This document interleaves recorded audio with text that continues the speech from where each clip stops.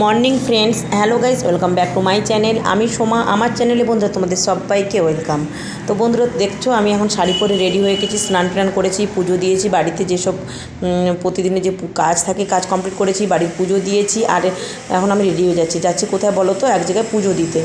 তো এই দেখো ব্যাগের ভিতরে সমস্ত কিছু জিনিসপত্র রেডি করে নিয়েছি। আর আজকে যেহেতু শনিবার, তো আমরা যাব মানে শনিদেবের পুজো করতে। আর এই দেখো দুধওয়ালা দুধ দিয়ে গেছে, তো একটু পুজো দেওয়ার ঘটিতে করে দুধটা নিয়ে নেব। আর আমি আর বরমশাই দুজনে যাব, ছেলে দুজনে গিয়েছে স্কুলে। আর এইদিকে দেখো দুজনেই উপোস রয়েছি। আর এখন বেজে গেলো প্রায় 10টা।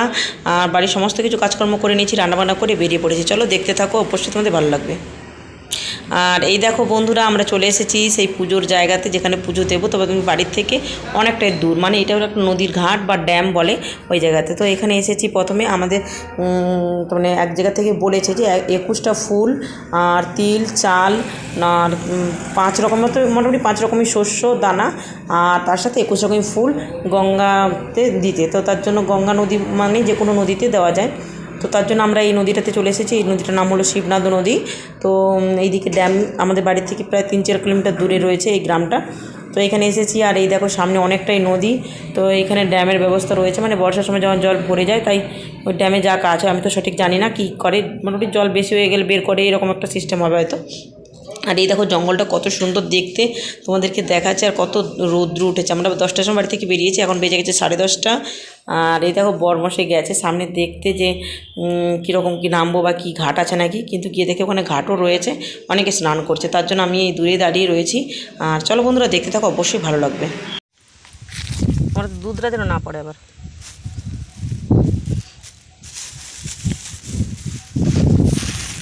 এইটা দিতে হবে, চাল টাল সব না হাতে নেই, পয়সা তো ওইদিকে দিতে হবে না।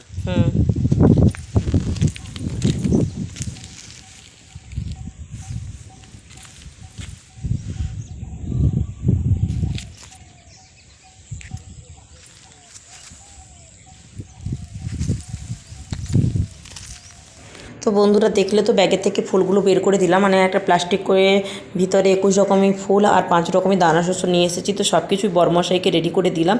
আর ওকে দিতে বলেছে যে গঙ্গা মায়ের নাম করে গঙ্গা মায়েতে দিয়ে দিতে বলেছে, মানে জলে দিয়ে দিতে বলেছে। তার জন্য ওকে দিয়ে দিলাম। আর ও চলে গেছে নদীতে। ওই দেখো দেখতে পাচ্ছ আমি অল্প অল্প করে এগিয়ে যাচ্ছি, কারণ অনেক ছেলেরা এখানে স্নান করছে।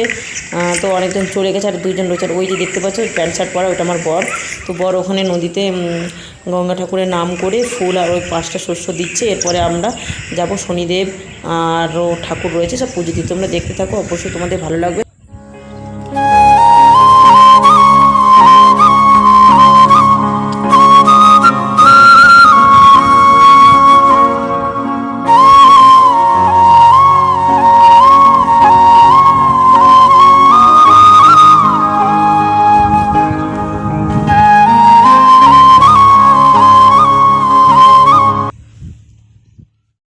দেখো বন্ধুরা, এখন আমরা নদীতে গঙ্গা মাকে পুজো দিয়ে চলে এসেছি মহামায়া মন্দিরে। তো মহামায়া মন্দিরটার ভিতরে কিন্তু অনেক ঠাকুর রয়েছে। সব ঠাকুর তোমাদের দেখাবো, পরিচয় করাবো, এখানকার ছত্তিশগড়ে কীরকম কী ঠাকুর রয়েছে, ঠাকুরের মন্দির কেমন হয় সব কিছু দেখাবো।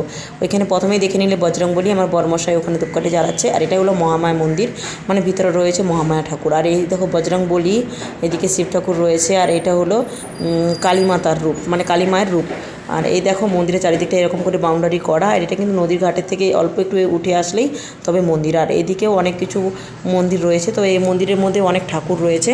তো এখানকার ঠাকুরগুলো কিন্তু প্রায় ছত্তিশগড়ের লোকেরা কিন্তু ছোট ছোট পাথরের মধ্যে মূর্তি কাটিয়ে ওগুলো বানানো করে মন্দিরে।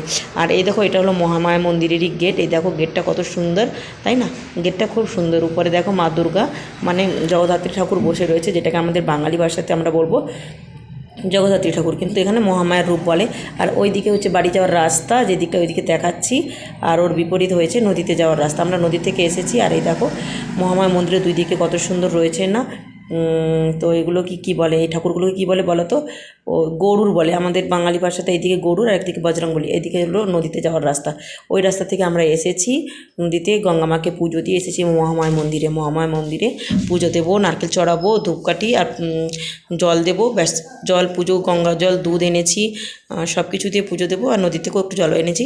চলো, এই ছিল মন্দিরের মেন দরজা। তো এখান থেকে ঢুকে গেলাম, ঢুকে গিয়ে এই দেখো পুজো। আর মন্দিরের ভিতরে কত সুন্দর ফুল গাছও রয়েছে। আমরা ফুল এনেছি কিন্তু মনে হচ্ছে কম হয়ে গেছে, তার জন্য আমি একটা দুটো ফুল ছিল গাছে থেকে উঠিয়ে নিচ্ছি। আর এই মন্দিরে কিন্তু যখন পুজো হয়, মানে দুর্গা পুজো বা এমনি সব ঠাকুরে যখন বজরংবলীর পুজো থাকে তখন কিন্তু লোকজন ভিড়ভাট্টা সব কিছু হয়, কিন্তু আমরা গেছি অফ টাইমে। আর এই দেখো এখন বরমশাই পুজো দেবে, তো বরমশাই আমিও দিয়েছি। তো বরমশাই যখন পুজো দিয়েছি তখন ভিডিও করছি, আর আমি যখন পুজো দিয়েছিলাম তখন ভিডিও করি নাই। কারণ হলো আমি যখন পুজো দিয়েছিলাম তখন বরমশাইকে বলেছিলাম যে একটু ভিডিও বানাবো। বরমশাইও তখন একটু মানে ও পছন্দ করে না যে পুজো দিলে ভিডিও বানানো বা কিছু এইসব কোনো অতটা পছন্দ করে না। তার জন্য আমি ঠিক আছে, আমি যখন পুজো দিয়েছি তখন তো আমার ভিডিও করার মতো কেউ ছিল না।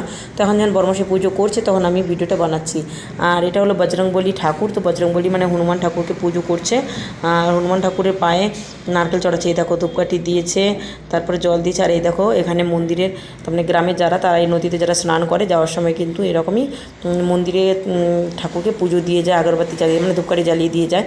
তো এই ছত্তিশগড়ের সমস্ত পুজো পাঠের নিয়মগুলো কিন্তু সম্পূর্ণ আলাদা, আর মন্দিরগুলোও কিন্তু সম্পূর্ণ আলাদা। এই দেখো বজরংবলীর মাথা থেকে একটু তিলক নিয়ে বরমশাইও নিজের কপালে লাগাচ্ছে তিলকটা, দেখছো বজরংবলীটা কত সুন্দর লাগছে না বজরংবলী ঠাকুরকে। কারণ হলো হাতে করে যে পাহাড় নিয়ে এসেছিলো, তো সেই পাহাড় ধরে রয়েছে। তোমার সত্যি খুব সুন্দর বজরংবলী ঠাকুর, সত্যি খুব সুন্দর হয়।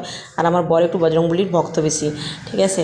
তো আমরা গেছিলাম শনিবারে, তো যেহেতু বড় ঠাকুরের পুজো দেবো মানে শনিদেবের পুজো দেবো, তখন বললাম বরমশাইকে চলো তুমি বললে গঙ্গা মাকে পুজো দেবে, শনিদেবকে পুজো দেবে, তো পাশেই যেহেতু মহামায়া মন্দির আছে, বজরংবলী রয়েছে, তো সব মন্দিরে আমরা একটু পুজো দিয়ে নিই। তাই জন্য আমরা শনিবারে বেরিয়ে পড়েছিলাম দুজন মিলে মন্দিরে পুজো দিতে। তো আপাতত পুজো টুজো কমপ্লিট করছি, করে তারপর বাড়ি গিয়ে আমরা খাওয়া দাওয়া করবো, উপোসে রয়েছি দুজনেই। তো এই দেখো এই বজরংবলীতে পুজো দিয়ে এদিকে চলে এসেছি মহামায়া মন্দির। তো মন্দিরে কিন্তু সকালবেলাই পুজো করে যায়, যে মহারাজ থাকে সে সকালেই পুজো করে চলে যায়। আমাদের প্রায় 11টা বেজে গেছে এখন। তো আমরা এসেছি, তার জন্য মন্দিরের গেটটা বন্ধ ছিল, কিন্তু মেন গেটটা খোলা রয়েছে, পাঁচিলের বাইরে যে গেটটা ওটা তো খোলা রয়েছে, তোমাদের দেখিয়েছি। আর এই দিক দিয়ে চলে যাব, ওই দিকে রয়েছে শনিদেব, তো ওই দিকে যাব শনিদেবকে পুজো দিতে। আর শিবলিঙ্গও রয়েছে, তো শিবলিঙ্গেও আমি জল দিয়েছি। আমার পুজো মোটামুটি কমপ্লিট হয়ে গেছে। ওই দেখো ওইখানে শিবলিঙ্গ, তো ওখানে জল দিয়েছি। এরপর যাবো শনিদেবে পুজো দিতে। বন্ধুরা দেখতে থাকো, ওই দেখো এসে গেছি এখানে শনিদেবের পুজো দিতে। আর এই শনিদেব কিন্তু এখানে এরকমের যেই ঠাকুরের গেট রয়েছে, মানে পুরো পাঁচিলের ভিতরে যেই মহামায়া মন্দির রয়েছে তার সাইডেই কিন্তু রয়েছে শনিদেব, সাইডে রয়েছে ভোলে বাবা। চলো শনিদেবের এই পুজো দিতে যাচ্ছি। বন্ধুরা আমরা তো চলে এসেছি শনিদেবের মন্দিরে। আর এই দেখো পুজো দেওয়ার জন্য নিয়ে এসেছি কালো কাপড়, নারকেল, গুড় আর একটু কালো তিল। আর এতে রয়েছে আর ওই দেখো প্রদীপে আমি এখন তেলটা দিয়ে দিচ্ছি, প্রদীপটা জ্বালাতে হবে। তো জানো তো বন্ধুরা এখানে কিন্তু শনিদেবের পুজোর নিয়মটা সম্পূর্ণ আলাদা। আর আমাদের পশ্চিমবাংলা মানে আমাদের গ্রামে, আমাদের বাড়ি যেহেতু বাঁকুড়াতে, তো আমাদের নিয়মটা কিন্তু সম্পূর্ণ আলাদা। ছত্তিশগড়ে কিন্তু শনিদেবের পুজোটা কিন্তু এখানে সবাই বলে বা মহারাজরা বলে যে কালো কাপড়, গুড়, নারকেল আর তিল ঠাকুরকে চড়ালে নাকি পূর্ণ হয়, ঠাকুর সন্তুষ্ট হয়, তাই আমরা নিয়ে এসেছি। আর এই দেখো পলিথিনে করে কটা ফুলও নিয়ে এসেছি। তোমরা তো দেখলে যে অনেকগুলো ফুল নিয়ে এসেছিলাম, কতগুলো গঙ্গা মাকে পুজো দিয়েছি, মহামায়া মন্দিরে চড়িয়েছি, আর এদিকে শনিদেবের জন্য নিয়েছি। চলো জয় শনিদেব কি জয় হোক। তো একটা জিনিস জানো তো বন্ধুরা, এখানকার শনিদেবের মাথায় কিন্তু সরষের তেল ঢালতে হয়। তেলটা যতটা ঠাকুরের মুকুট থেকে বেয়ে পা পর্যন্ত আসবে তত নাকি ঠাকুর সন্তুষ্ট হয়। আর ওইদিকে বরমশাই ধূপকাঠি ধরিয়েছিল। আর চলো বন্ধুরা আমাদের পুজোটা আমরা দিয়ে নিই ফটাফট করে। আর বরমশাই এখন উঠে গেছে মন্দিরে, আমি ফোনটা রেখে যাব পুজো দিতে। পুজো দেওয়া হয়ে গেলে বাড়ি চলে যাব। আর এই দেখো বরমশাই পুজো দিচ্ছে, আসলে আমি যাব। আর এদিকে পুজো টুজো কমপ্লিট করে আমরা এখন বেরিয়ে পড়েছি বাড়ির জন্য।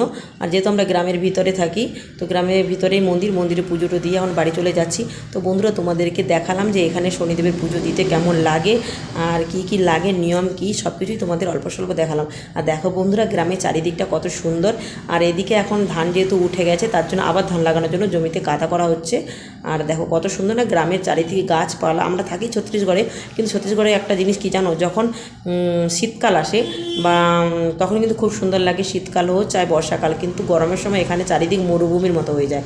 আর দেখতে পাচ্ছ এখানে অন্য কোনো সেরকম গাছ দেখা যায় না, বেশি বাবলা গাছ দেখা যায়। কারণ হলো এখানে যেহেতু লাল মাটির দেশ, তার জন্য এখানে সবসময় বাবলা গাছটাই বেশি দেখা যায়। বন্ধুরা আজকে ব্লগটা এখানে পর্যন্ত কেমন লাগলো কমেন্ট করে জানিও। এরপরে দেখাবে নতুন একটা ব্লগে। বন্ধুরা টাটা, বাই বাই।